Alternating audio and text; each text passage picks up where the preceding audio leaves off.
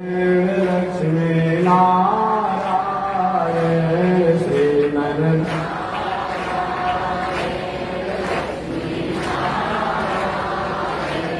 श्रीमन नारायण नारायण नारायण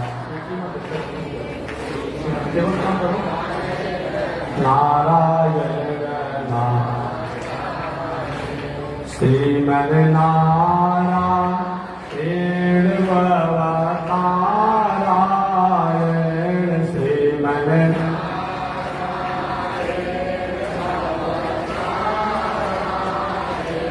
लक्ष्मी नारायण नारायण नारायण लक्ष्मी नारायण नारायण बोलिए श्री लक्ष्मी नारायण भगवान की अनंताचार्य कृपया वेदांत द्वय पारगम रामकृष्णांग सद्भक्त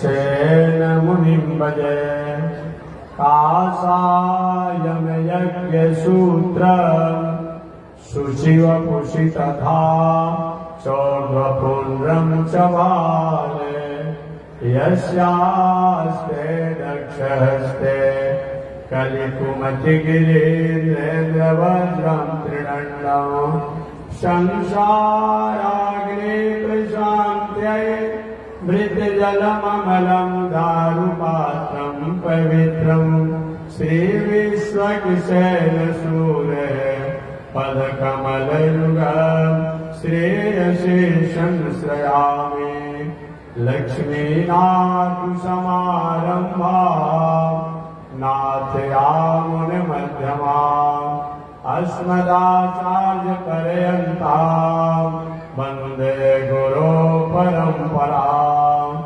नारायणाय विद्महे वासुदेवाय धीमहि तन्नो विष्णु प्रचोदयात् महालक्ष्म्यै च विद्महे विष्णु पत्न्यै च धीमहि तन्नो लक्ष्मी प्रचोदयात् तन्नो लक्ष्मी प्रचोदयात्। परमाराध्य श्री लक्ष्मी नारायण भगवान नित्य वंदनीय पूज्य गुरुदेव श्री त्रिदंडी स्वामी जी महाराज के जुगल चरणों में कोटिशः नमन। भगवत भागवत आचार्य कैंकर्य पारायण महानुभाव 2025 के चातुर्मास व्रत के पावन अवसर पर पावन नगर परमानपुर प्यरो भोजपुर आरा शाहबाद बिहार भारत की पावन भूमि पर व्रत समापन की तरफ और व्रत के पावन अवसर पर समापन के अवसर पर श्री लक्ष्मी नारायण महायज्ञ का आयोजन किया गया है। इस पावन आयोजन में अनेक संत महात्माओं की आप कथा श्रवण कर रहे हैं और करेंगे। अभी आपके सामने पावन कथा को सुना रहे थे। बामनाश्रम सिंहाश्रम चरित्रवन बक्सर बिहार में स्थित श्री त्रिदंडी देव समाधि स्थल मंदिर के अध्यक्ष एवं बड़ी मठिया आरा के पीठाधीश्वर जगत गुरु स्वामी अयोध्यानाथ जी महाराज ने कथा श्रवण कराया। आपने श्रवण किया, हम भी श्रवण किए। पावन प्रसंगों को मैं निवेदन करते हुए निवेदन करना चाहूंगा। निवेदन मैं करना चाहूंगा। कल तो कथा टोल जल यात्रा की तैयारी के चलते नहीं हो पाए, लेकिन मानसिक रूप में कथा को हमने भी स्वीकार किया। तो कल से पहले जो कथा हुई उसमें मैंने निवेदन किया था,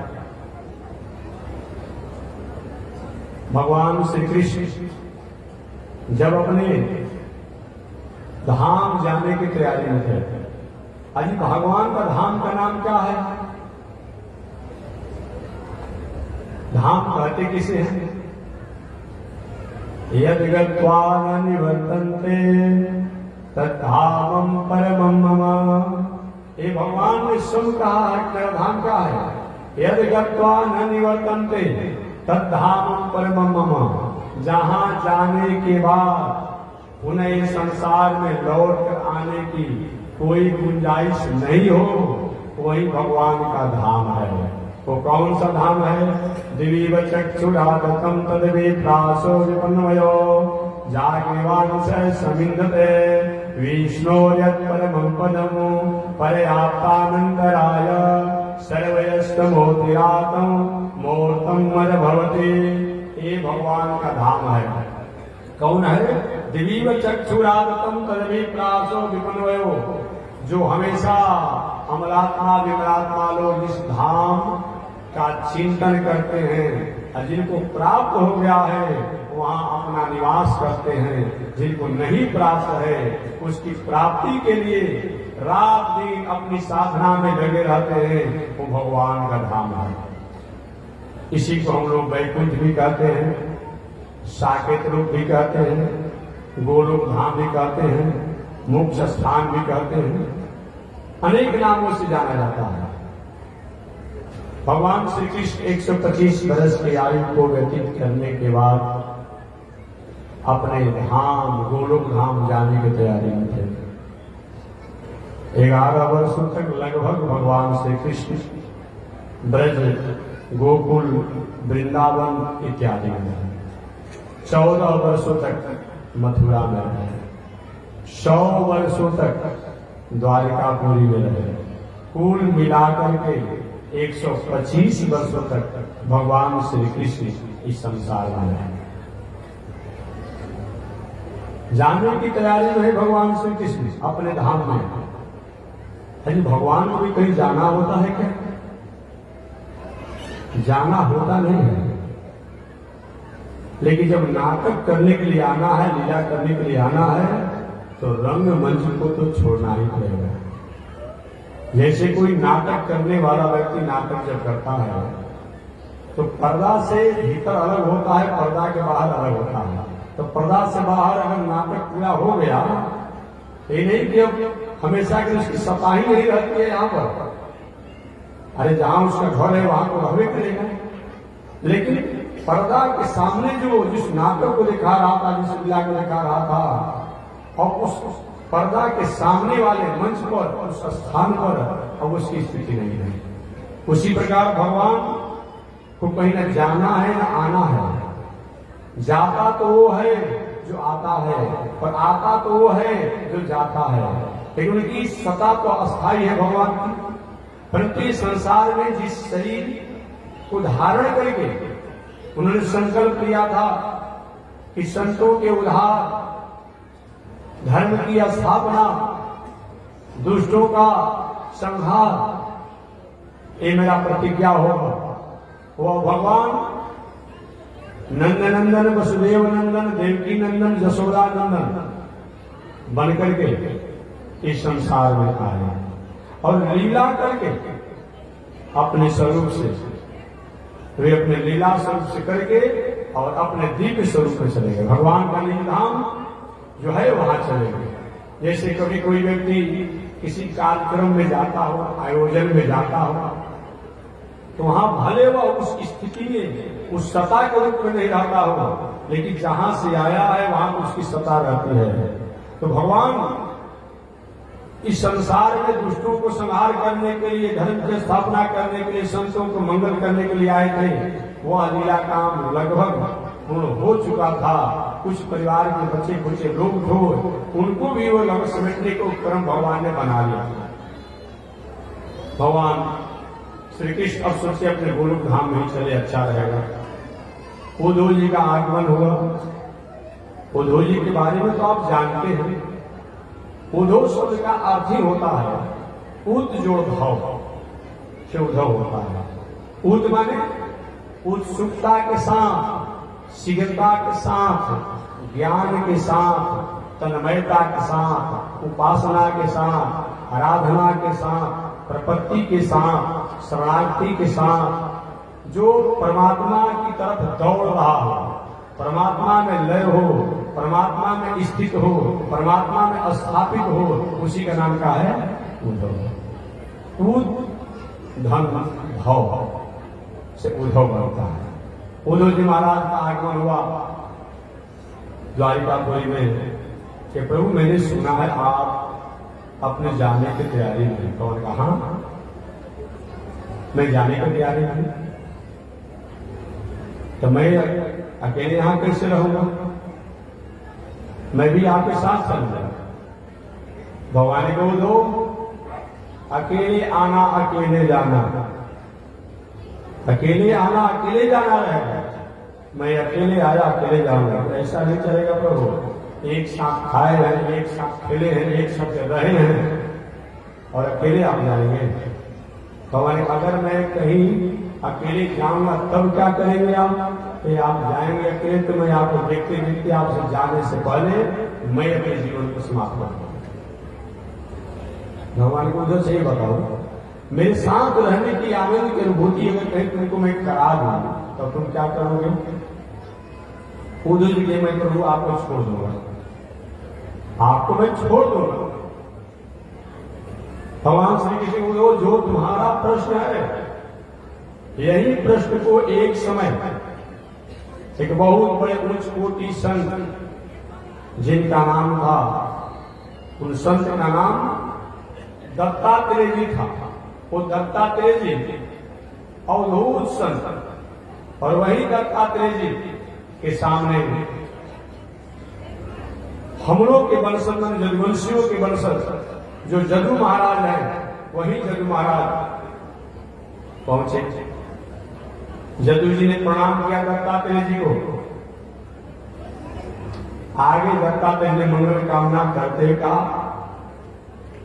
राजा जदू इस संसार में राजा के पास समय नहीं है जो संत के पास आए, और संत को समय नहीं है कि राजा के द्वार द्वार पर डोले। कैसे आगमन हुआ? जदू जी के महाराज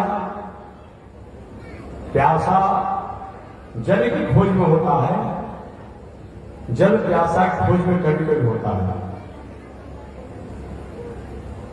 जल प्यासा की खोज में कभी कभी होता है, प्यासा जल की खोज में हमेशा रहता है। चाहे उसके प्यास बुझाने का साधन जो भी हो, चंपाकल हो, कुआं हो, पोखरा हो, नदी हो, सरोवर हो, झरना हो, तो हम प्यासा हैं। तो आपके बिना प्यास बुझ कहां सकती है? इसीलिए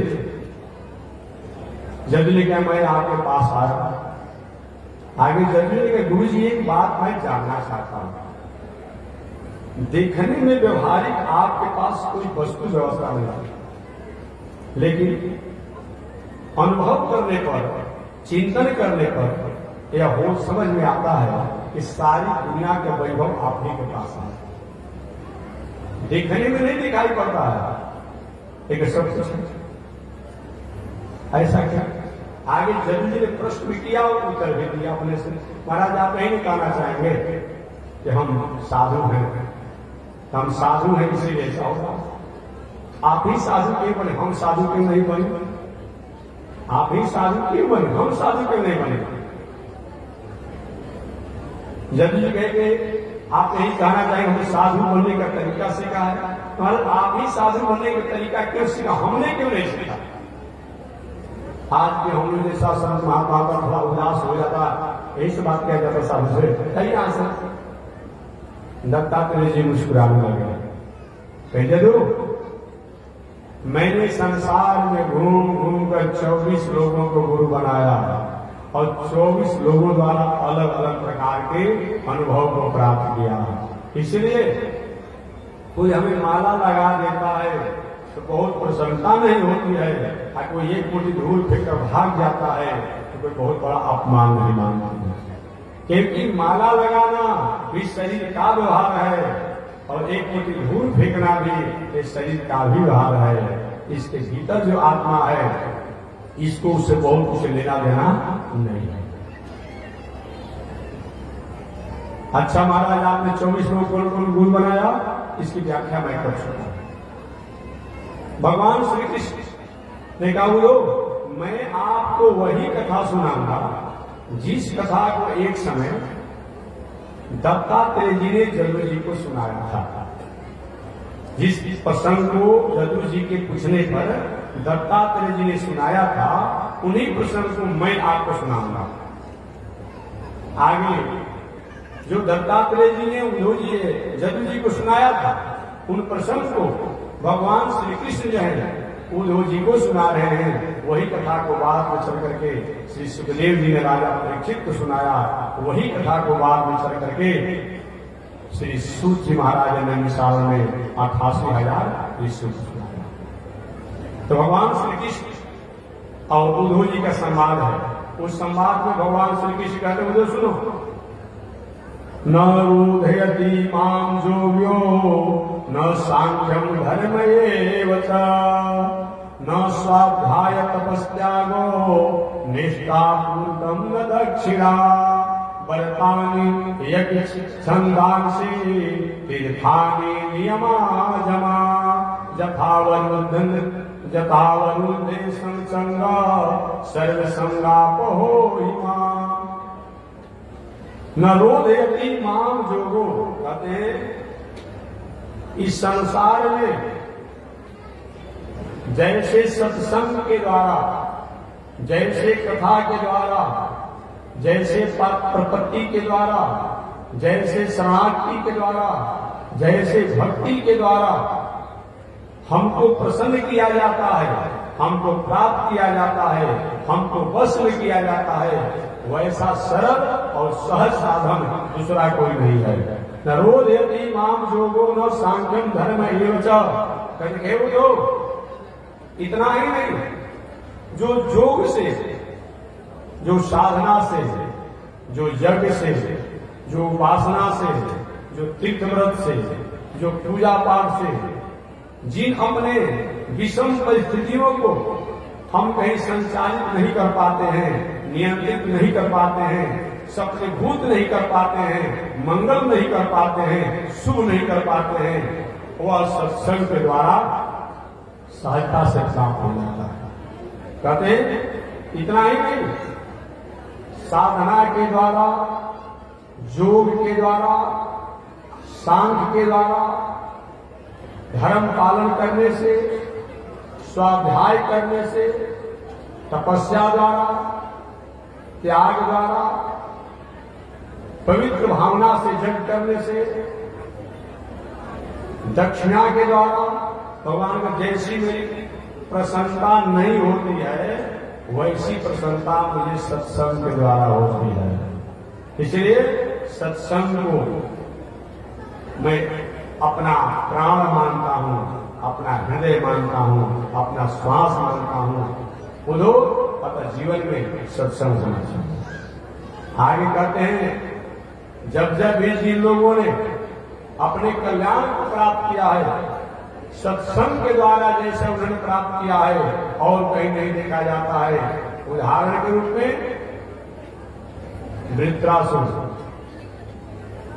वृत्रासुर ने सत्संग के द्वारा जैसे भगवान को प्रसन्न किया। आपने कथा सुना होगा, देवराज इंद्र और वृत्रासुर का संग्राम हो रहा था। अचानक बीच में वृत्रासुर भगवान का ध्यान और चिंतन करने लगा। देवराज इंद्र भी कुछ समय के लिए रुक गए, कैसे संग्राम करेंगे। प्रहलाद जी का नाम आप जानते ही होंगे, सत्संग के द्वारा जिन्होंने भगवान की कृपा प्राप्त किया। राजा बलि को आप जानते ही होंगे, बाणासुर को आप जानते ही होंगे, विभीषण जी को आप जानते ही हैं, सुग्रीव जी को आप जानते ही हैं, हनुमान जी को आप जानते ही हैं, जामान को आप जानते ही हैं, गजेंद्र को आप जानते ही हैं। अरे और बात छोड़िए ना, आमिष भोजी जो जटायु गिरिराज थे, उन कौन सा तप किया, कौन सा योग किया, कौन सा जग किया, कौन सी साधना किया, अर्थात कुछ नहीं किया। लेकिन जटायु जी ने भी सत्संग के द्वारा जो प्राप्त किया, इस उदाहरण को कोई भूल नहीं सकता।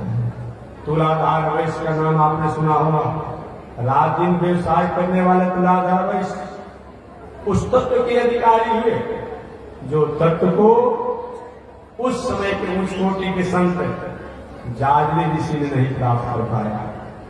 आगे जो पिंगला वेश्या ने सत्संग के द्वारा, वो सत्संग क्या आपने सुना होगा, यही दत्तात्रेय जी ने उस पिंगला वेश्या को अपना गुरु भी बनाया, कभी आपने कथा सुना होगा।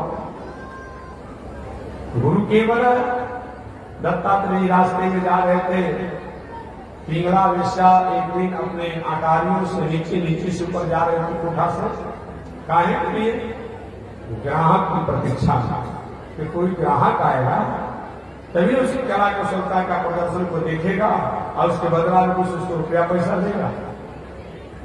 उस दिन उस पिंगला वेश्या के पास कोई ग्राहक नहीं आया, उसी कला कौशलता को प्रदर्शन कर और उसको पैसा देने वाला। दत्तात्रेय जी देख रहे थे पिंगला वेश्या उद्विग्न है, उदास है, सायंकाल से लेकर 12 बजे रात तक कभी नीचे आती, कभी ऊपर जाती, कभी कोठा से नीचे आती, ऊपर जाती, कोई ग्राहक नहीं आया। शंकर की कृपा हो गई, दत्तात्रेय जी की कृपा होगी पिंगला वेश्या पर। पिंगला वेश्या जाकर शांति से 12 बजे रात के बाद अपने सैया पर सो गई और सो करके मन में यही विचार किया, आशा ही परम दुखम नैराश्य परम सुखम। आशा जो है हमें फांसी की रस्सी में टांग देता है, आशा ही परम दुखम नैराश्यम परम सुखम।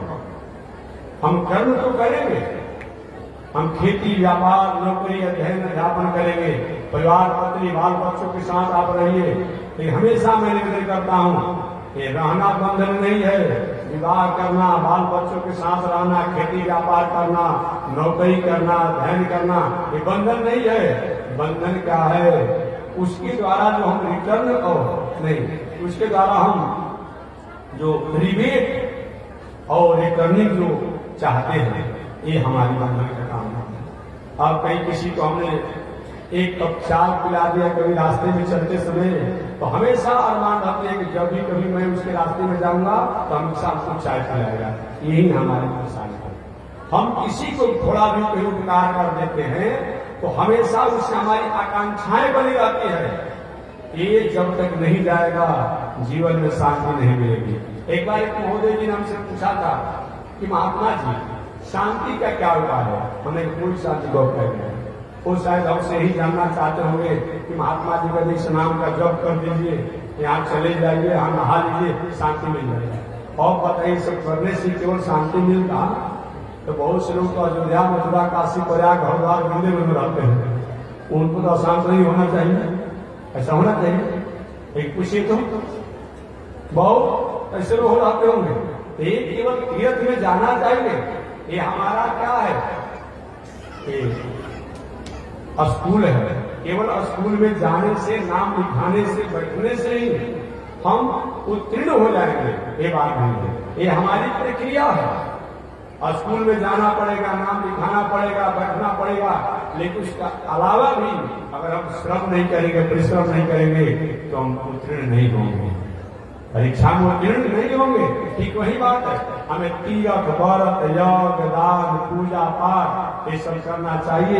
एक प्रक्रिया है, एक क्रिया है, एक क्रिया प्रक्रिया करते हुए भी हमें उसे रिवेट और रिटर्निंग की जो कामना हो जाती है, ये बात ठीक नहीं है। आपका बेटा है, आपको जब तक सामर्थ्य पढ़ाई लिखाई बड़ा बना दीजिए, आपने भाई को बड़ा बनाइए, एक कभी कामना मत रखिए कि बेटा कहीं पढ़ लिख बड़ा आदमी बनेगा, नौकरी करेगा, तो बुढ़ापा में अपने पास हमको रख करके सेवा करेगा। अब पास रखकर सेवा करेगा कि अपने पत्नी के कहने में आकर बेटा जो है अपने बाप को अलग कर देगा। बहुत से ऐसे लोग होंगे कितना श्रद्धा से प्रेम से अपने बेटा को पढ़ा लिखा कर सब कुछ किया। और छोड़िए ना बात भाई जी, विवाह के अवसर पर समझी बनकर कितना बारात की तैयारी की होगी। अब वही बहू जब घर में आई तो सबसे पहले पिताजी को अलग करिए, सास जी को अलग करिए। अब कैसा आदमी सी बात ना था, वो व्यक्ति अब जीवन में किस पर विश्वास करेगा? विश्वास से नहीं जम पाएगा। इसीलिए हम और आपको करना क्या चाहिए? इस संसार में रहना बंधन नहीं है। हमेशा मैं कहता हूं संसार की वस्तुओं में रहना भी बंधन नहीं है, पर संसार और संसार के बंधु क्या वस्तु का हम ही सब कुछ है, ये मान करके उसके साथ अपना संबंध रखना ये बंधन है। यही दत्तात्रेय जी ने बताया। तो पिंगला में द्वारा वही को प्राप्त हुआ, आशा ही कर्म दुखम नैराश्य भी कर सके। विश्वा ने विचार किया मैं रात को रात नहीं समझती हूँ, दिन की दिन नहीं सोचती हूँ, ग्राहक की प्रतीक्षा में इस आशा को त्याग कर जाकर सो गई। एक इतना आशा अगर हम वो पिताम्बर धारी के प्रति निश्चित रूप में हमारा भरण पोषण कर देते हैं। जब दुनिया के वह नाथ कहे जाते हैं, दीनानाथ कहे जाते हैं, तो हमारे जैसे दिनों को दया नहीं करेंगे, निश्चित रूप में करेंगे। यही विश्वास द्वारा उनको यह उपदेश प्राप्त है। तो भगवान श्री कृष्ण कहते हो आपने जो कहा कि प्रभु मैं अकेले आपके बिना कैसे रह सकता हूं, तो अकेले उधो रहने अकेले और भीड़ की बात नहीं है। अगर हमारा लक्ष्य और उद्देश्य ठीक है तो अकेले रहकर भी हम आनंद को प्राप्त करते हैं। अगर लक्ष्य और उद्देश्य ठीक नहीं है तो हजारों की भीड़ में भी हमें शांति नहीं मिलती। आगे उद्धव ने पूछा प्रभु तब क्या उपाय है? कि सत्संग, सत्संग के द्वारा जैसे व्यक्ति अपने को प्रदान कर लेगा और सहज कोई उपाय नहीं है। अब जो भी करना पड़ेगा उसमें बहुत बड़ा परिश्रम है। जग करने में धन की आवश्यकता है, तीर्थव्रत करने में भी बल की आवश्यकता है, लेकिन सत्संग में जो है हमें कुछ देना नहीं पड़ता है। केवल सत्संग के द्वारा अपने दिल, अपने दिमाग, अपने मन, अपने बुद्धि, अपने चित्त, अपने आहार, अपने व्यवहार, अपने स्वभाव में किसी प्रकार की त्रुटियां जो है, जो खामियां हैं, जो दोष है, उसको त्यागने की हमारी प्रेरणा प्राप्त हो जाए तो सत्संग हमारा सफल हो जाता है।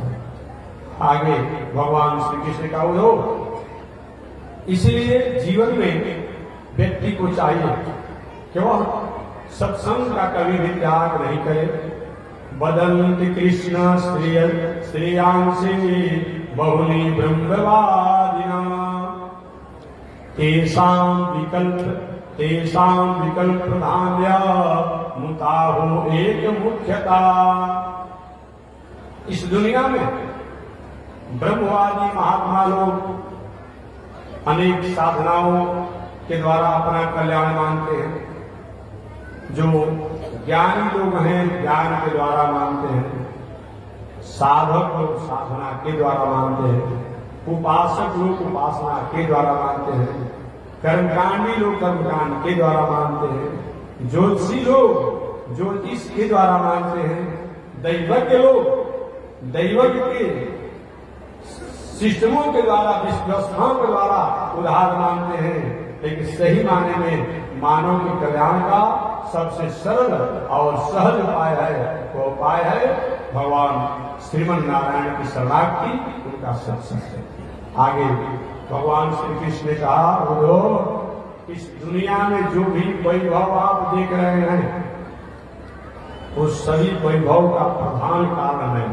तो भगवान उद्धव का अपना जैसे गीता में वैभव बताए ना, क्योंकि मैं ही हूं जो भी दुनिया में देख रहे, किसी भी व्यक्ति में कोई अगर अच्छाई हो वो अच्छाई का तो भगवान नहीं है। आपने सुना होगा भगवान जब अपनी विभूतियों का वर्णन करने लगे तो विभूतियों को वर्णन करते तो उन्होंने बताया ही है। यहां भी भगवान श्री कृष्ण ने बोलो याद रखिए, मंत्रों में कहते हैं कि शास्त्रों में जो ओंकार है उस ओंकार मैं ही हूं। ओ म वाला ओंकार मैं ही हूं। इसलिए आज के परिवेश में कुछ नहीं समझ पाते हैं लोग। ओम स्वरूप में परमात्मा है, यानी ओंकार मैं ही हूं, और अक्षरों में भी मैं ही हूं। ओंकार मैं ही हूं, अक्षरों में भी मैं ही हूं। आगे भगवान कहते हैं कि त्रिपदा गायत्री मैं ही हूं, छंदों में त्रिपदा गायत्री मैं हूं, देवताओं में इंद्र हूं। जो भी देवता हैं उन देवता में इंद्र मैं ही हूं।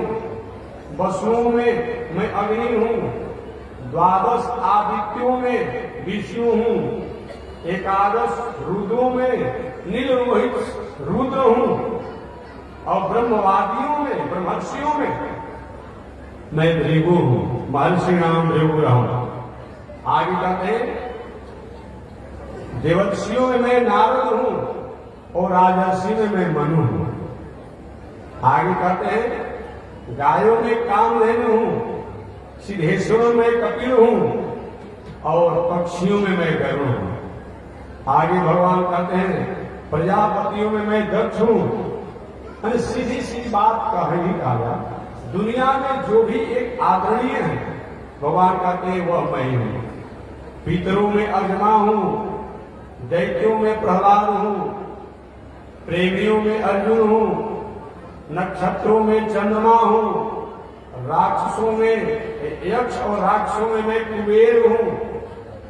कुबेर हूं, और तपने वालों में मैं सूर्य हूं, गजराजों में एरावत हूं, जल निवासी में वरुण हूं, घोड़ों में मैं उजई सर्वा हूं, और धातुओं में मैं सोना हूं। भगवान ने सोना का भी महत्व दिया है, लेकिन बस यही जाने सोना का मतलब क्या होता है। अगर नीति से सोना कमाया जाए तो भगवान कहते तो मेरा ही पास है, कहीं ऊपर नीचे कर कमा लिया जाए, 19-20 कर कमाया जाए, तब तो सोना में राजा परीक्षित के पास विद्या है कलयुग का, वहां कलयुग का वास होता है। अरे मैं बताया था कल या परसों माता जिनों से कि देखो भैया कैसे अपना आभूषण को बचा के रखना, और किसी का भूल गया हुआ तो हम क्या करेंगे। आज 4 महीना से मैं आप लोगों को समझा रहा हूं, किसी का तो भूल जाए तो गलती तो आपकी है। अब सब बात हमारी आप मान लीजिएगा, अगर नहीं करे भाई हमको आप 100 रुपये लाकर चंदा दे दीजिए तो सब माताएं लाकर दे देंगे, कहीं से लाकर दे देंगे। ये बात मानोगे और बात नहीं मानती हूँ तो जो हो गया सो हो गया। आगे भी कहीं किसी सार्वजनिक आयोजन में जाइए आप, हमारे यहाँ कोई नहीं, किसी भी सार्वजनिक आयोजन में आप जाइए, सोना चांदी इत्यादि को धारण करके मत जाइए, बहुत रुपया पैसा लेकर के मत जाइए, क्योंकि निश्चित रूप से हजारों की संख्या जहां रहेगी, एक दो ऐसे भी उपद्रवकारी लोग रहेंगे। ये समस्या न हो तो विचार करते हुए सोना चांदी इत्यादि पहन करके नहीं सार्वजनिक आयोजन में जाना है। तो भगवान कहते हैं कि धातुओं में मैं सोना हूं, सर्पों में वासुकी नाग हूं, और नागराजों में मैं शेषनाग हूं, और जंगल के प्राणियों में मैं सिंह हूं। जंगल के प्राणियों में सिंह हूं, आश्रमों में मैं संन्यास आश्रम हूं। आश्रम ब्रह्मचर्य आश्रम, वानप्रस्थ आश्रम, गृहस्थ आश्रम, संन्यास आश्रम है। कभी आश्रमों में मैं संन्यास आश्रम हूं, और वर्णों में सब आदरणीय हैं। ब्राह्मण मुखमासित बाहु राजन्य और तदस वैश्य पद्यान शूद्रो अजायत।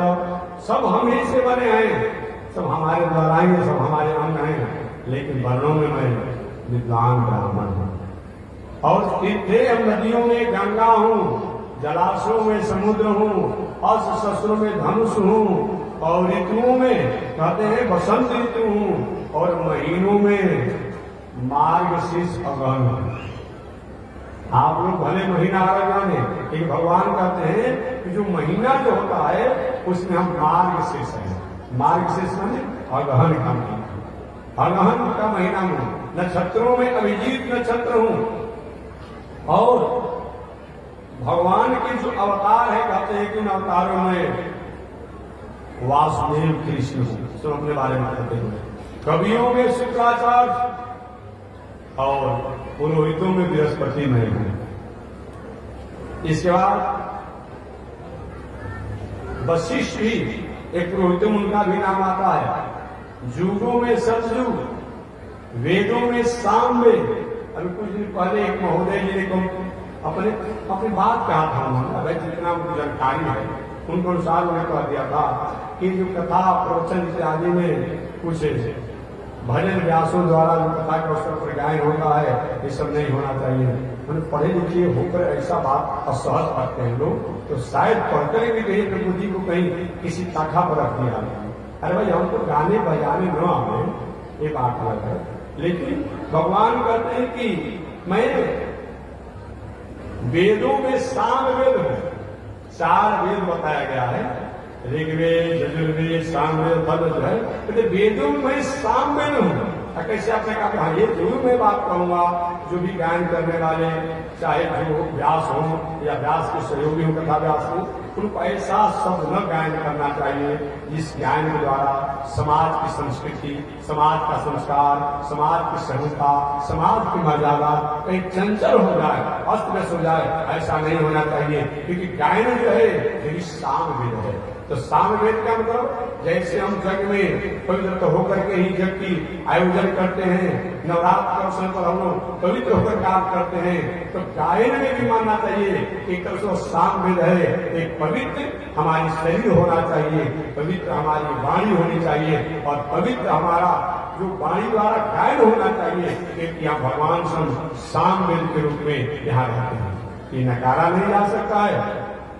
जो वर्तमान समय हमारे कथा व्यास लोगों द्वारा कहीं भजन गायन इत्यादि होता है, ये कहीं अशास्त्रीय है, ये नहीं कहा जा सकता। ऐसा कोई कह रहा है तो शायद मैं भागवत की बातों को, गीता की बातों को पढ़ने के बाद में अपने स्वभाव के कारण असहज हो रहा है, ऐसा नहीं कहा जा सकता है। भगवान कहते हैं वेदों में सामवेद हूं, अब भक्तों में हम हनुमान हैं। भक्त तो भगवान का अनेक है, लेकिन हनुमान कहते हैं और श्रेष्ठ ज्ञानियों में जो तुम जो हो वही मैं हूं, तुमसे अलग हम कहा है। इस प्रकार भगवान ने कहा कि जो सुनो, इस संसार में, इस दुनिया में जो भी तेज है, श्री है, कीर्ति है, ऐश्वर्य है, लज्जा है, और किसी व्यक्ति में तेज देख रहे हैं, उसमें ये भगवान का कहीं न कहीं अंश उसमें है। कहीं किसी व्यक्ति में स्त्री देख रहे हैं, श्रीमान व्यक्ति है, तो कहीं न कहीं भगवान की कृपा है उसमें। कहीं किसी की कीर्ति देख रहे हैं, वो भी भगवान की कहीं न कहीं उसमें है। कहीं किसी का ऐश्वर्य देख रहे हैं, वो भी भगवान की है। और किसी व्यक्ति में थोड़ा लज्जा भी देख रहे हैं, मर्यादा देख रहे हैं, तो भगवान वो भी तो मैं ही हूँ। और किसी में त्याग देख रहे हैं, भगवान को भी मैं ही हूँ। और किसी में सौंदर्य देख रहे हैं, भगवान को भी मैं ही हूँ। और किसी में सौभाग्य देख रहे हैं, भगवान को भी मैं ही हूँ। और किसी में पराक्रम देख रहे हैं, भगवान को भी मैं ही हूँ। और किसी में ज्ञान विज्ञान को देख रहे हैं, तो वह भी भगवान का देख मैं ही हूँ। इस प्रकार भगवान से कहूँ, जो सुनो, इस दुनिया में जिसमें भी जो अच्छे गुण है, वो सारा गुण का अंश मैं ही हूँ, वो मेरा अंश है। इस प्रकार से विचार करके उस व्यक्ति के प्रति आदर होना चाहिए। आगे भगवान श्री कृष्ण ने वर्णाश्रम धर्म का भी व्याख्या किया, तो मैं संक्षिप्त वर्णाश्रम धर्म की व्याख्या करूं कि मानव जीवन में स्त्री पुरुष ये धर्म हो गया, ब्रह्मचर्य आश्रम, वानप्रस्थ आश्रम, संन्यास आश्रम, गृहस्थ आश्रम ये धर्म हो गया। ब्राह्मण, क्षत्रिय, वैश्य और दास ये 4 वर्ण हैं। इन 4 वर्णों के अंतर्गत और स्वरूप आते हैं, ये धर्म हो गया। इन सभी धर्मों के बारे में भगवान ने निरूपण किया, और निरूपण करते समय भगवान ने एक ही बात कहा, एकोपि कृष्ण से कृत प्रणामो दशाश्वमेधा वृद्धेन तुल्य दशाश्वमेधि पुनरेति जन्म कृष्ण प्रणामी न पुनर्भवाय। दुनिया में बहुत से साधन करने के बताए गए हैं। उन सभी साधनों में अगर उन कृष्ण को, कृष्ण माने केवल कृष्ण मत समझिएगा, याद रखिएगा, हमारा भारतीय दर्शन जो है, हमारा भारतीय वैदिक दर्शन जो है, केवल शब्दों के द्वारा शब्द का अर्थ नहीं किया जाता है। हालांकि आज कुछ महानुभाव जो है शब्दों के अर्थ शब्द में ही अगर अर्थ करके अपने में उलझ जा रहे हैं और कुछ लोगों को भी उलझा दे रहे हैं, अपने में उलझ जा रहे हैं और दूसरे को भी उलझा दे रहे हैं। कहीं कृष्ण कहा जा रहा है तो नारायण को छोड़ा नहीं जा रहा है, राम को छोड़ा नहीं जा रहा है, वामन को छोड़ा नहीं जा रहा है, नरसिंह को छोड़ा नहीं जा रहा है, कहीं नारायण कह दिया गया तो कृष्ण राम को भी छोड़ा नहीं जा रहा है। मैंने कहने का मतलब कि जो भी भगवान नारायण है, उनके जो अनंत अवतार है, अनेक अवतार है, उन सभी अवतारों को अनंत नामों का एक शीर्षक हो जाता है, ये जानना चाहिए। इस प्रकार एक बार अगर भगवान के नामों को केवल उच्चारण कर दिया जाता है, एकोपि कृष्ण सकृता प्रणाम दशाश्वमेधा अवितेन तुल्य दशाश्वमेधे पुनरेति जन्म कृष्ण प्रणामे न पुनर्भवाय। ये पांडव गीता का श्लोक है, ये पांडव गीता का श्लोक है। एको भी कृष्ण से एक बार भी उन भगवान वासुदेव, कृष्ण, राम, नारायण, वामन, नरसिंह इत्यादि जो नाम हैं, एक बार भी उनको प्रणाम कर लिया जाए तो प्रणाम करने से उतना ही फल होता है, उतना ही मंगल होता है जितना मंगल 10 अश्वमेध जप करने से प्राप्त होता है। इसका मतलब क्या होता है कि मंदिर में रास्ते में जाने हाथ जोड़ो प्रणाम हो गया, ठीक है, हाथ तो जोड़ना ही चाहिए, लेकिन प्रणाम का मतलब अबना नसानी अबना न सही हो, जो बीत गई सो बात गई, एक प्रणाम।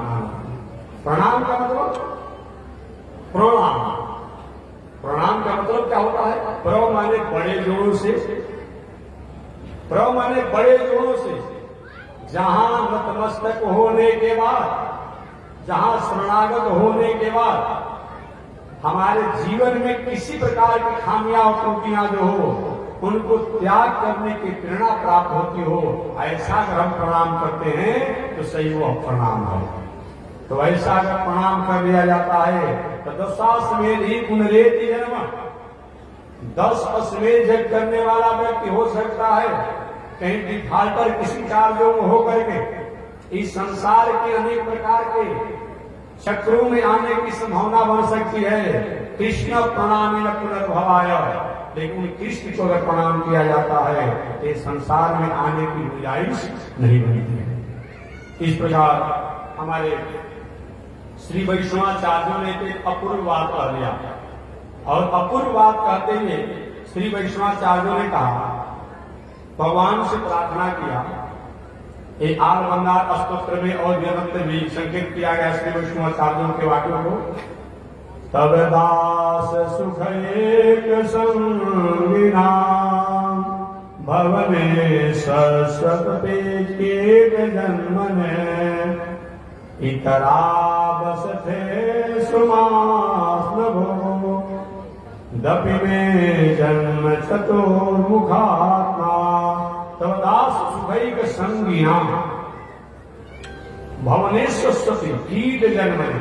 हे प्रभु, तब दास सुखैक संगिना, आपके दास लोग, आपके सेवक लोग, आपके भक्त लोग, आपके प्रेमी जन जहां रहते हो वहां रहने वाला जो पानी का मोरी है, नाली है, तब दास सुखैक संगिना, आपके भक्त लोग जहां रहते हैं, जहां संग करते हैं, निवास करते हैं, मंदिर में घंटी बजती है, कीर्तन होता है, पूजा होता है, पाठ होता है, ऐसे आपके भक्तजन जो वैष्णव हैं जहां रहते हो, भवनेश्वर कीट जन्मने, वहां मकान के मोरी के यानी नली के बहने वाला जो मोरी है उसका कीटाणु बन जाए अपने कर्मों के अनुसार।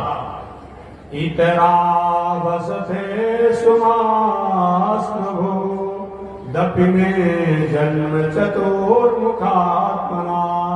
हे प्रभु, आपके भक्तों का यादनाश हो, वहां तो मैं तो नाली का कीटाणु बनना चाहता हूं, क्योंकि जो वैष्णव लोग स्नान करेंगे उनका चरणामृत शरीर से लेकर और पैर से लेकर सबका हमारे पर पड़ेगा, मेरा उद्धार हो जाएगा। फिर कीर्तन करेंगे उनको सुनकर मेरा उद्धार हो जाएगा, फिर पूजा पाठ करेंगे उनका सुनकर उद्धार हो जाएगा।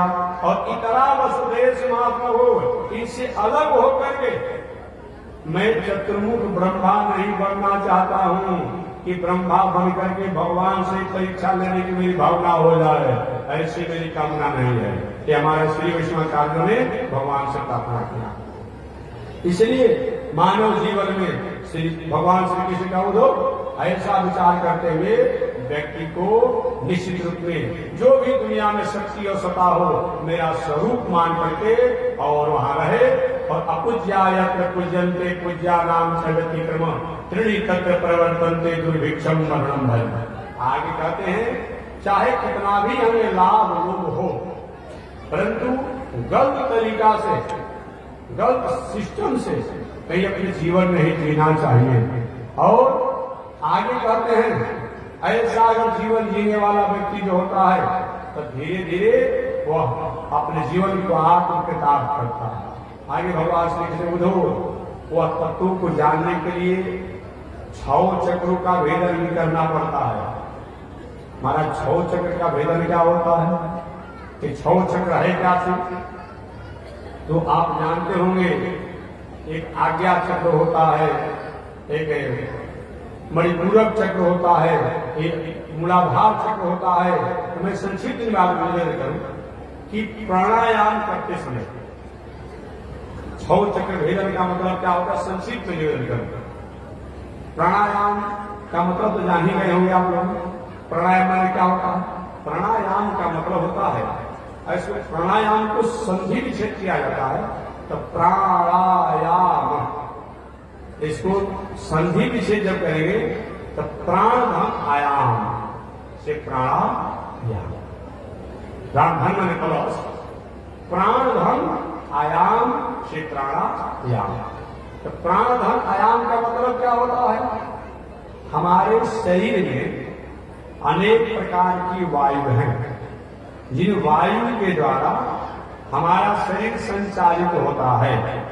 उन वायुओं में 10 वायु मुख्य हैं, प्राण वायु, अपान वायु, उदान वायु, समान वायु, देवदत्त वायु, त्रिकल वायु, धनंजय वायु, ये सब हमारे शरीर वायु होते हैं। एक वायु जो होता है उस वायु के कारण और वायु यहाँ से हट जाए तो नेत्र द्वारा जो प्रकाश खींचकर बाहर भेंट किया जाता है वो नहीं शक्ति रह जाती है। ये दृष्टि जो दूर देखने की होती है ये वायु की ही क्रिया है। एक कान द्वारा सब सुनने की बात है, वायु की ही क्रिया है। ये नाक द्वारा श्वास आने जाने की इनकी है, ये नाड़ियां जो चलती है तो वायु की ही कमाल है। शरीर से खाना मार्ग बाहर निकले, लक्षण का मार्ग बाहर निकले, वायु की ही कमाल है। और भोजन जो डालते हैं मुंह में वो पचने का काम करता है, वायु की ही कमाल है। अगर वायु न रहे तो हमारा शरीर का कोई मतलब नहीं। शरीर की जो भी हमारी और केवल हमारे शरीर में नहीं, आज भी जो लेटेस्ट जो हमारे हाई लेटेस्ट जो उपकरण बने हुए हैं वो सब में कमाल वायु की है। हजारों किलोमीटर की रफ्तार में चलने वाली जहाज किसकी बदौलत चलती है, ठीक है उसमें पेट्रोल तो आता है और भी तकनीकियां रहती है, लेकिन वो वायु की ही कमाल है। जितना स्पीड बनाता है जितना उतना ही उसको आगे बढ़ने की होती है।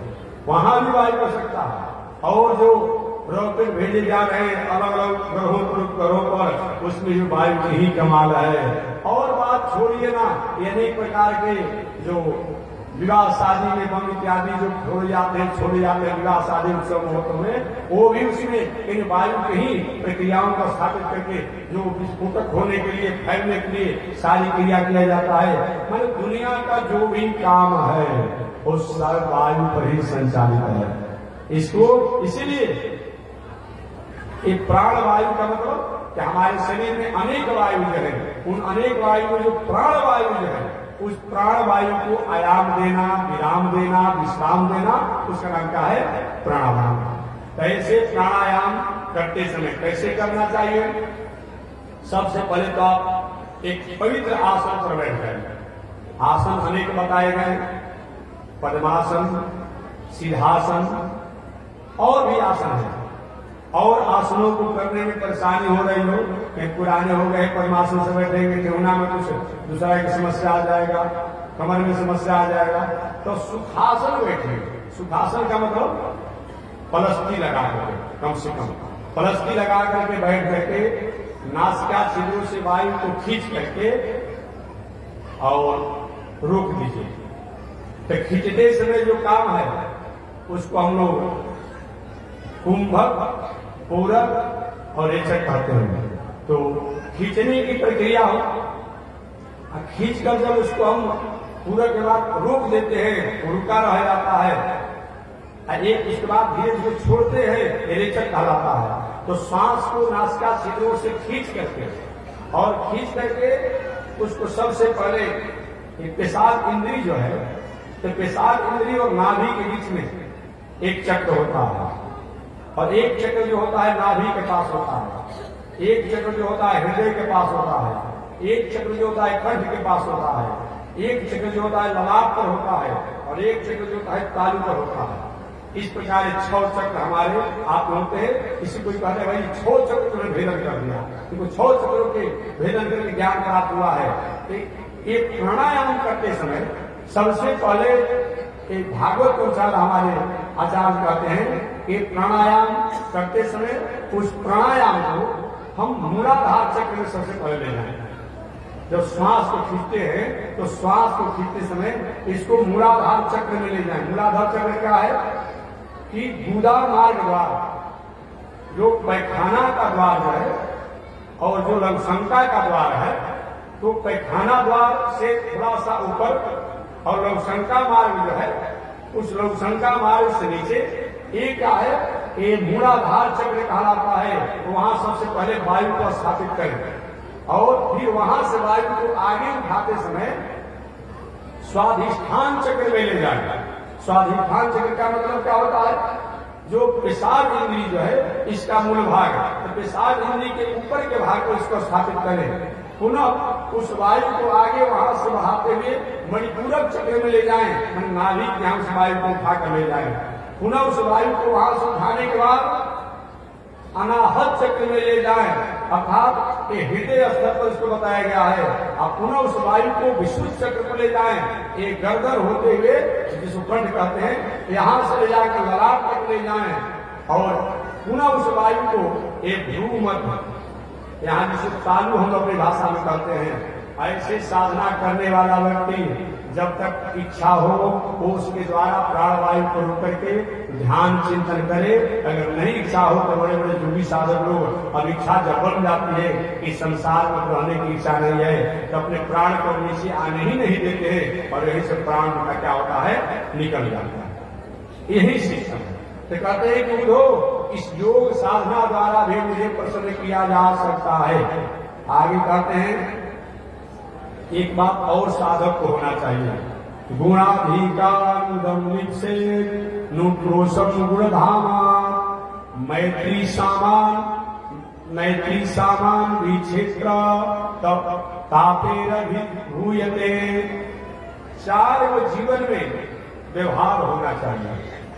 अगर कोई व्यक्ति, कोई मनुष्य, कोई समाज का मनुष्य में अगर आपसे अधिक गुण हो, अधिक आपसे अगर उसमें कोई गुण हो तो उस पर क्या करना चाहिए, एक प्रसन्न होना चाहिए। अगर आपसे अधिक गुण हो तो क्या करना चाहिए, प्रसन्न होना चाहिए। और आपसे कम गुण हो तो उस पर दया करनी चाहिए। अधिक गुण हो तो प्रसन्न होना चाहिए, कम गुण हो तो दया करके उसको आगे बढ़ाना चाहिए। आपके बराबर गुण वाला हो तो मैत्री करना चाहिए। एक नीति काल में कहा कि हम लोग क्या करते हैं और हमसे कोई धन में, बल में, विद्या में, पद में कहीं आगे हो गया तो सब ईर्ष्या करते हैं। नहीं, एक प्रसन्न होना चाहिए, प्रथम बताया गया है। अगर कोई कमजोर हो उसको अपने तरीका से बढ़ाइए, ये बताया गया है। अगर बराबर वाला आपके समान हो तो उसके साथ मैत्री रखिए। इस प्रकार से भगवान ने कहा ऐसा करने वाला व्यक्ति इस संसार में रह करके आत्म शांति को प्राप्त करके और कल्याण को प्राप्त करता है। आगे ब्राह्मण का धर्म बताए कि ब्राह्मण को अभी कुछ दिन पहले एक हमारे बहुत जो महानुभाव है, मैं नया मंच ले लेता हूँ, कुछ दिन ऐसा उन्होंने बात कर दिया था, न जाने किस भावना आकर में उन्होंने कर दिया कि उन्होंने कहा कि कुछ ऐसे ब्राह्मण हैं जो अपने अपने काम को करने के कारण उनको हम लोग बहुत आदर नहीं मानते, तो अपनी भाषा दूसरा कहे लेकिन थोड़ा कहना अच्छा नहीं लगता है।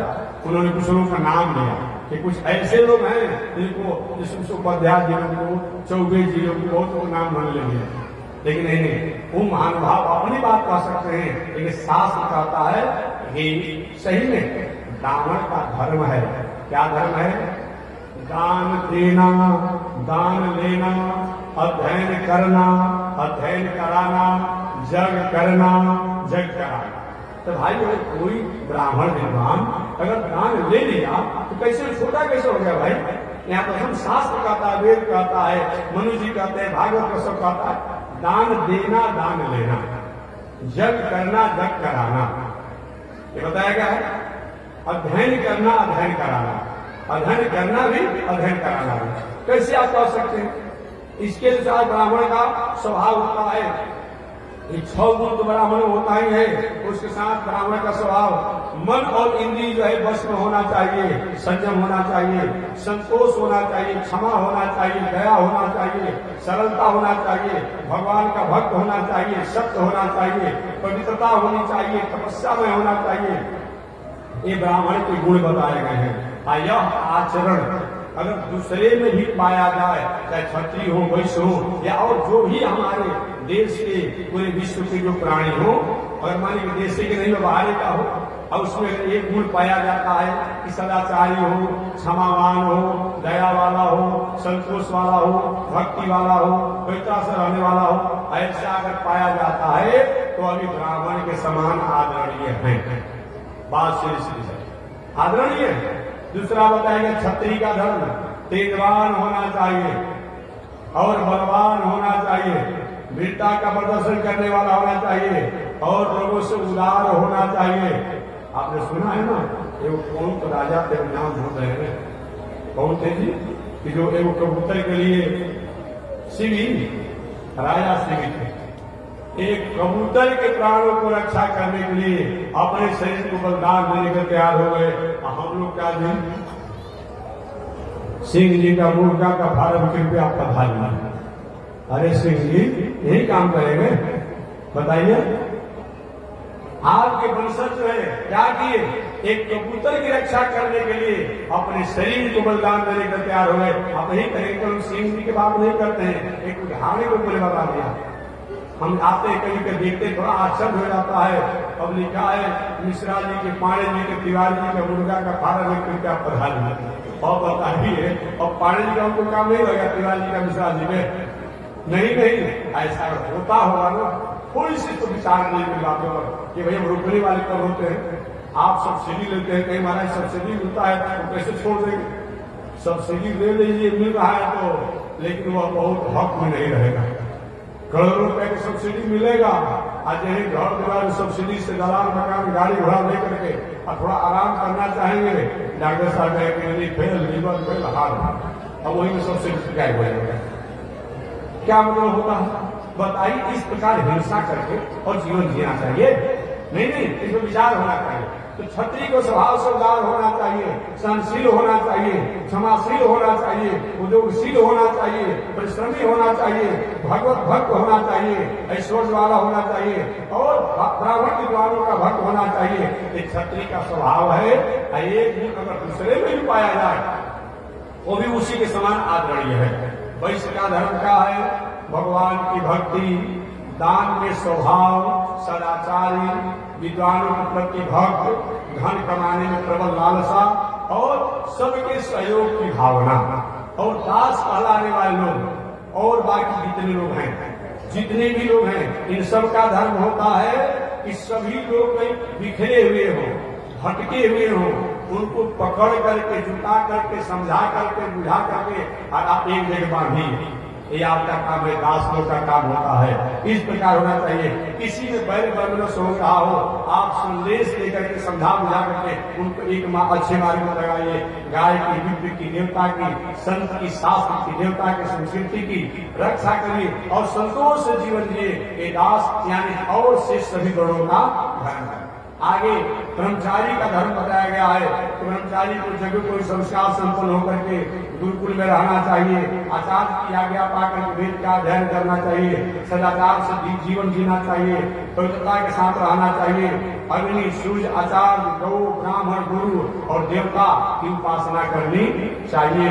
और नारायण, ओम नमो नारायणाय, ओम नमो नारायणाय नमः, ये भगवान संबंधी ऐसे मंत्रों का ये अपने गुरु द्वारा प्राप्त करके इसका भी उन्हें जप करना चाहिए। कि ब्रह्मचारी जी को नियम बताया गया कि कुत्ता के समान सोना चाहिए। कुत्ता को देखे ना कितना भी सोया रहता है, थोड़ा भी हाला होगा जग जाता है। तो काग चेष्टा भको ध्यान स्वाद इंद्रा बताया गया है। काग चेष्टा कौआ के समान, कौआ को देखे है आंगन में जब काम करेगा तो अपनी बात बोलते रहेगा। तो ब्रह्मचारी को पढ़ने में वैसा होना चाहिए, जब पढ़ रहा है तो दिल दिमाग में दूसरी जगह नहीं होना चाहिए। इस प्रकार हो। आगे बताया गया है गृहस्थ का धर्म, और गृहस्थ का धर्म बताया गया है कि संतोषी होना चाहिए गृहस्थ को, और अपना कुल, अपना गोत्र, अपना खानदान और नारी एक नहीं होना चाहिए। इसको परहेज इसको संयम करते हुए, छोड़ते हुए तब अपना जात पर विवाह करना चाहिए। अपने कुल में, गोत्र में, खानदान में विवाह नहीं करना चाहिए। एक नारी नहीं होना चाहिए, बाकी अपने जात में विवाह करके सुंदर संतान को जन्म दे। ये क्या है? एक गृहस्थ होना चाहिए। ऋषि ऋण, मातृ पितृ ऋण और देव ऋण से होने के लिए अनेक प्रकार के सत्कर्मों को करना चाहिए, जग भी करना चाहिए, तर्पण भी करना चाहिए, ये सब कार्य करना चाहिए। वानप्रस्थी का नियम होता है कि विवाह शादी हुआ हो तो पत्नी के साथ रहे, लेकिन केवल पूजा पाठ साधना के लिए पत्नी के साथ रहना है। बाकी वानप्रस्थ आश्रम में रह करके वो और कुछ मत करे, पूजा पाठ, यज्ञ, तीर्थ करते हुए जीवन जीना चाहिए। और सन्यासी का नियम होता है कि ब्रह्मचारी के समान सदाचार से रहते हुए संयम पूर्वक रहना चाहिए। जो भोजन मिल जाए, जो दवा मिल जाए, जो कपड़ा मिल जाए, रहने की व्यवस्था मिल जाए, बस उतना भर अपना हक रखे। और बाकी सब ये माने कि समाज के लिए है, राष्ट्र के लिए है, ये मान करके जीवन जीना चाहिए। सन्यासी को संभव हो तो पूरे शरीर को कसाय बस ढके, और नहीं तो जागरूक उधम तथा नाभि एकम वस्तु उधारे थे, माने नाभि से और ठेहुना के बीच में एक कपड़ा पहन कर सन्यासी रह सकता है। इस प्रकार एक धर्म हमारे भगवान श्री कृष्ण ने बताया। आगे उन्होंने कहा कि इस दुनिया में जो व्यक्ति धर्म से रहता है वही व्यक्ति संसार में सुख शांति को प्राप्त करते हुए और अपने परिवार को संस्कार संस्कृति में रहता है। जो व्यक्ति धर्म को त्याग कर रहता है, कुछ दिनों के लिए धन संपत्ति तो बढ़ता है उसका, लेकिन उसका धन संपत्ति भी उसके परिवार को उसी तरह से हरास करता है जैसे कि बिना जल के, माने बिना पानी और जल के नहीं रहने पर सूर्य जो है सरोवर में, पोखरिया, तालाब में जो कमल का पुष्प जो होता है, कमल का पुष्प हो, कमल का पत्ता हो, कमल का पौधा हो, और उस सरोवर में पानी नहीं हो और जल नहीं हो, तो वही सूर्य उसके पत्ता को, फूल को जला करके समाप्त कर देते हैं। अगर कहीं से पानी रहता है और जल रहता है तो कमल के फूल को खिला करके सुंदर करते हैं। अगर हमारे पास संस्कार संस्कृति नहीं रहता है तो कभी हो सकता है कि धन जन पद प्रतिष्ठा बढ़ जाए, वही धन संपत्ति पद प्रतिष्ठा आपकी कुल खानदान परिवार हरास और विनाश का कारण बनता है। इसलिए इस विचार करते हुए हमें धर्म का कभी भी त्याग नहीं करना चाहिए। आगे जहां पर धन आता है, बस बाई दुनिया में जहां पर धन आता है वहां 15 प्रकार के दुर्गुण आ जाते हैं। याद रखेंगे, जहां भी धन आता है तो 15 प्रकार के दुर्गुण आ जाते हैं। इससे बचने की कोशिश करना चाहिए। जहां धन आता है तो 15 गुण के साथ साथे दुर्गुण भी आ जाते हैं। वह क्या क्या आते हैं? अस्तेयम हिंसान्वितम दंभ काम क्रोध समयो मद भेदो वैरम विश्वास स्पर्धा व्यसनानि च। ये जो है ये 15 को दुर्गुण है। जहां धन आता है उसके साथ साथ आते हैं। सबसे पहले क्या आता है? अस्तेय चोरी। चोरी का मतलब घर में धन कोई व्यक्ति कमा लेता है, भाई से बेईमानी करे, बाप से बेईमानी करे, चाचा से बेईमानी करे, मैंने 100 लोग छुपाने की सरकार से मत बताएं, एक अस्तेय की भावना आ जाती है। इससे कोई अलग है? अलग नहीं है। अस्तेय भाइयों को नहीं बताना चाहता है, परिवार को नहीं बताना चाहता है, तो जहां धन आ जाता है एक कोई तुम्हें नहीं गुण होगा, ये अवगुण होगा, ये बात अलग है, ये प्राय आ जाती है। अस्तेयम हिंसान्वितम, और हिंसा की भावना आ जाती है। बात बात में किसी को हिंसा करने की भावना देख लेंगे, इनको हिंसा की भावना आ जाती है। और अमृतम झूठ, बात बात में वह झूठ द्वारा ही अपने को स्थापित होना चाहता है। और काम धन कहीं हो जाता है तो संसारिक वासनाओं में भटकने की भावना हो जाती है। क्रोध, बात बात में मैं अपने खा दूंगा, वो धन के द्वारा कहते रहता है। और गर्व अहंकार में रहता है। भेद, धन के द्वारा दूसरे को फोड़ भाग करके अस्त गांव को, समाज को, परिवार को रखना चाहता है। और बैर की भावना बढ़ा देता है, अविश्वास की भावना हो जाती है, स्पर्धा की भावना हो जाती है, और व्यसन आ जाता है। व्यसन माने या तो जुआ की दोष आ जाएगा, शराब का दोष आ जाएगा, वेश्यावृत्ति का दोष आ जाएगा, ये अनेक प्रकार के दोष आने की संभावना बढ़ जाती है। इस प्रकार भगवान श्री कृष्ण कहते हैं जीवों को इस तरह से ये सब भटकावों से, दोषों से निश्चित रूप में त्यागने के लिए उनको अपने आचार्यों द्वारा, अपने गुरुओं द्वारा, शास्त्रों द्वारा हमें हमेशा हमेशा के लिए सतपथ, सत्संग और प्रपत्ति का जीवन सहारा लेना चाहिए। आगे में दूसरे का प्रभु ये बताइए, जिन भगवान की आराधना की बात करते हैं वो आराधना कितने प्रकार की होती है, पूजा कितने प्रकार की होती है? तो भगवान ने कहा कि पूजा 3 प्रकार की होती है। एक वैदिक पूजा, एक तांत्रिक पूजा, एक मिश्रित पूजा। वैदिक पूजा माने जो वेद के द्वारा, वैदिक परंपरा द्वारा जो पूजा होती है वो वैदिक पूजा है। और तांत्रिक पूजा में कुछ वेद की विधि, कुछ पंचरात्र की विधि होती है, एक तांत्रिक पूजा है। और मिश्रित में वेद, पुराण, आगम इत्यादि के द्वारा जो पूजा होती है ये क्या है? ये मिश्रित पूजा है।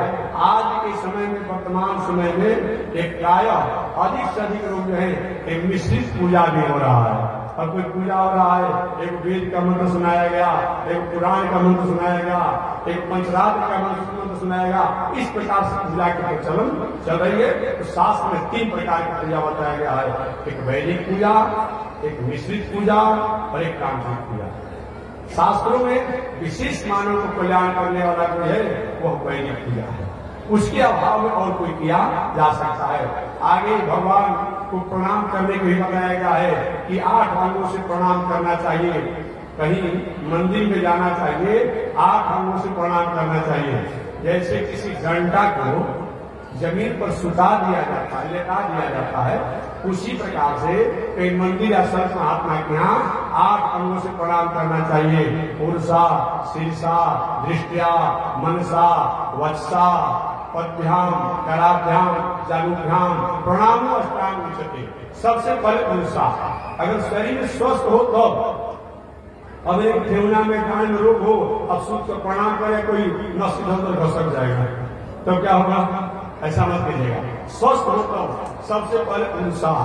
आप कितना लोग जमीन में महात्मा धाम से पे गिर जाता है, और गिरेंगे, नाक में चुप लग जाएगा, आंख में चुप लग जाएगा, सिर में चुप लग जाएगा, हाथ में चुप लग जाएगा। समझ लीजिए, सबसे पहले धीरे से हाथ को आगे बढ़ाइए, ठेवना से बढ़ाइए, और तब शांति से होना चाहिए, ये बताया गया है। पुरुषा मैंने सबसे पहले 8 अंगों से प्रणाम करते समय सिर भी जो है जमीन पर स्पर्श होना चाहिए, और छाती भी जमीन होना चाहिए। और जिसको प्रणाम करते हैं उसको प्रेम से देख लीजिए। और कितना लोग क्या करते हैं, मंदिर में जाएगा और संत की यहाँ, अब क्या करेगा, आंख बंद कर लेगा। अरे भाई आंख बंद दर्शन कैसे होगा? उसमें बढ़िया से देख लीजिए कि आगे कभी घर पर ध्यान करना होगा तो हम ध्यान करेंगे। तो ऐसा नहीं जैसे दृष्टिया मनसा और मन में भी बैठा लीजिए स्वरूप को। वाणी द्वारा ओम या जो नमस्कार का उच्चारण होना चाहिए, पैर को पीछे बढ़ाना चाहिए, हाथ को आगे बढ़ाना चाहिए, इस प्रकार प्रणाम करने को बताया गया है। अगर ऐसी स्फूर्ता नहीं भाव नहीं, ये मंदिर में जहाँ कोई अच्छा जगह हो तो, अगर ऐसा नहीं होता हो तो पंचांग प्रणाम। हमारी माता लोग काली जी की पूजा वूजा में जाती है तो पंचांग प्रणाम करती है, तो देखे ना देवना को मोड़ करके सिर झुका करके यही प्रणाम बताया गया है। या अगला सिया राम मैं सब जग जानी करम प्रणाम जोर में पाना। रास्ता में आप जा रहे हैं, गाड़ी में बैठे हैं, ट्रेन से जा रहे हैं, कोई तीर्थ पर गया, कोई मंदिर दिखाई पड़ा तो कैसे करेंगे भाई आप, कैसे प्रणाम करेंगे? तो क्या कहते मन ही मन सिर झुका लीजिए, हाथ जोड़ लीजिए, ये भी शास्त्रों में प्रणाम बताया गया। आगे अब कल बताएंगे क्योंकि आपको देर हो जाएगा, बहुत लोगों को कथा भी सुनाना है। आगे भगवान श्री कृष्ण ने 8 प्रकार की मूर्ति के बारे में बताया गया है कि 8 प्रकार की मूर्ति की पूजा होनी चाहिए। उन 8 प्रकार की मूर्ति में शैली दारुमयी लिप्या लिख्यात सैकटी मनोमयी मणिमयी प्रतिमा अश्राव रहा। 8 प्रकार के मूर्ति बताया गया है। सबसे श्रेष्ठ मूर्ति जो है शिला की मूर्ति है, माने पत्थर की मूर्ति। शैली दारुमयी लकड़ी की मूर्ति, लौही लोहा की मूर्ति, लेख्या लेखनी के रूप में, और फोटो मिट्टी की मूर्ति, बालू की मूर्ति, मानसिक मूर्ति, मणि की मूर्ति, ये सब मूर्ति पूजा करने को बताया गया है। तो जो कागज की पूजा करता वही श्रेष्ठ है, जो मिट्टी की पूजा करता वही श्रेष्ठ है, वो इसमें आपत्ति नहीं है। इस प्रकार 8 प्रकार में कोई न कोई मूर्ति की एक को आपको अपना ध्यान और चिंतन में रखना चाहिए। आगे भगवान श्री कृष्ण ने भी बताया वो कौन कौन वस्तु कब कब अशुद्ध हो जाता है और कब कब शुद्ध होता है, इसकी कथा कल मैं करूंगा। आज यहीं पर मैं वाणी को विराम दे रहा हूं। जैसे कभी कभी कोई चीज वो अशुद्ध भी होता है और कभी कोई चीज कभी कोई शुद्ध भी हो जाता है।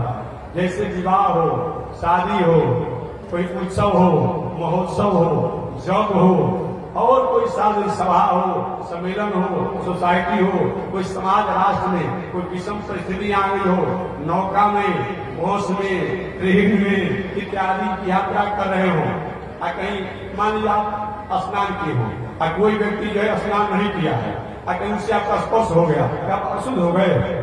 नहीं, वहां स्पर्श का दोष नहीं लगता है।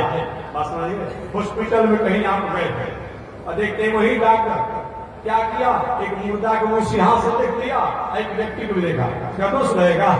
नहीं रहेगा। याद रखना चाहिए। तो अलग अलग समय पर, अलग अलग जगहों पर, अलग अलग व्यक्तियों द्वारा कोई दोष भी हो जाता है और कभी कोई दोष भी पवित्र हो जाता है। जैसे कि थाली में भोजन हो और कुत्ता अगर के उस भोजन को खा जाए, अब उसको फिर मत खाइए। कहीं भात का, चावल का, दाल का कहीं ढेरी हो लगा हुआ हो और कुत्ता अगर कहीं खा गया हो तो सब भोजन भी दिया जाएगा? ऐसा नहीं चलेगा। जितना भोजन है चावल, उसमें जहाँ कुत्ता ने खाया है कुछ सीमा को लेकर के उस भोजन को हटा करके और बाकी और प्रसाद को आप भोग लगा सकते हैं। यही शास्त्र है, यही धर्म है। इस प्रकार से जानना चाहिए। तो कल इसके बारे में विशेष में निवेदन करूंगा। आज इसी के साथ अपने वाणी को विराम दे रहा हूं। भगवान श्री कृष्ण उद्धव जी को ये संसारिक धर्म भी बताते हैं और कलयुग के आगमन के बारे में बताएंगे। शेष चर्चा अगले दिन होगी। आज इसी के साथ वाणी विराम। एक बार भगवान का नाम श्रीमन नारायण लक्ष्मी, श्रीमन नारायण नारायण लक्ष्मी नारायण नारायण राम। बोलिए श्री लक्ष्मी नारायण भगवान की, विश्व वंदनाचार्य श्री चैतन्य स्वामी महाराज की। हरि ओम। शांति शांति शांति। नारायण पुनः मैं निवेदन कर दूं कि रोज जग का कार्यक्रम जो होगा 8 बजे सुबह से 10:30 बजे तक यज्ञशाला में पूजन का कार्यक्रम रोज होगा। और 10:30 बजे से 11:30 बजे तक यज्ञशाला के यजमान और ब्राह्मण विद्वानों को विश्राम जलपान करने के लिए कुछ विश्राम भी हो जाएगा।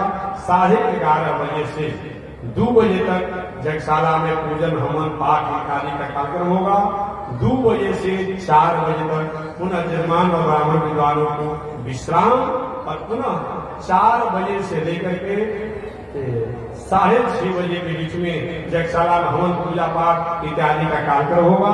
तो जो यजमान है ब्राह्मण देवता हैं, इस बातों को याद रखेंगे। 8 बजे से 10:30 बजे तक पूजन और 11:30 बजे से 2 बजे तक हवन पूजा का कार्यक्रम, पुनः 4 बजे से 6:30 बजे तक पूजा हवन का कार्यक्रम होगा। और पंडाल में भोजन भंडारा की व्यवस्था जो होने वाली है, तो भोजन भंडारा की व्यवस्था 10 बजे दिन से लेकर के और 5 बजे सायंकाल तक भंडारा का कार्यक्रम चलेगा बड़ा पंडाल में। तो प्रसाद पाने के लिए आप 10 बजे दिन से लेकर के 5 बजे सायंकाल तक आप सादर आमंत्रित है। और बाकी पुनः 8 बजे रात्रि से लेकर के 12 बजे रात्रि तक पुनः आप रात्रि में भंडारा प्रसाद पाने के लिए आप सादर आमंत्रित है। क्योंकि बीच में उनको 2-3 घंटा समय दिया जाएगा प्रसाद बनाने के वाले को, तो रात्रि में व्यवस्था करेंगे। तो 10 बजे दिन से 5 बजे सायंकाल तक प्रसाद पाने का, पुनः 8 बजे रात्रि से 12 बजे रात्रि तक प्रसाद पाने के लिए। और प्रातः काल की आरती अपने समय अनुसार 7 से 7:30 के बीच हम लोग शुरू कर देंगे। कथा का समय जो है 8 बजे दिन से लेकर के लगभग 10 बजे रात्रि तक कथा होती रहेगी। याद रखिए, 8 बजे दिन से लेकर के 10 बजे रात्रि तक लगातार कथा होती रहेगी। भागवत कथा इत्यादि राम कथा अपने समय अनुसार होगा। ये कथा होती रहेगी। समय निकाल करके आप सभी लोग सादर आमंत्रित हैं। जो संकल्पित यजमान के रूप में हमारी माताएं हैं या पुरुष वर्ग में, वो भी समय समय से आकर के अनुष्ठान कथा में आप श्रवण करते रहेंगे। जो 4 दिन का समय है। जय श्रीमन्नारायण, जय श्री